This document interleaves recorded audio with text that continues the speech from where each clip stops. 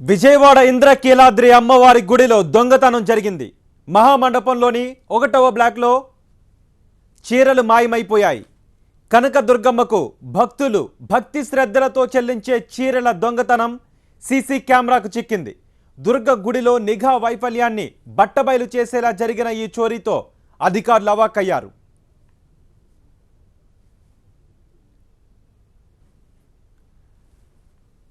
ఇంద్రకీలాద్రిలో 1వ బ్లాక్లో అమ్మవారికి భక్తులు సమర్పించిన చీరలను ఒక వ్యక్తి దొంగతనం చేస్తున్న దృశ్యాలు ఇప్పుడు మీరు చూస్తూ ఉన్నారు. చాకచక్యంగా వాటన్నిటిని ఒక మూట కింద కట్టాడు. చాలా చీరలను 2 చేతులతోనూ 2 మూటలు పట్టుకున్నాడు. ఎవరైనా చూస్తున్నారేమో అని అటు ఇటు చూస్తున్నాడు. అక్కడే తచ్చాడాడు. ఒక మూటను భుజం పైన పెట్టుకొని మరో మూటను మరో చేత్తో పట్టుకొని అక్కడి నుంచి మెల్లిగా ఉడాయించేశాడు ఈ దొంగ. ఈ దృశ్యాలు సీసీ కెమెరాలో రికార్డు కావడంతో ఈ దొంగను పట్టుకోవడానికి ఇప్పుడు పోలీసులు వేటను మొదలుపెట్టారు.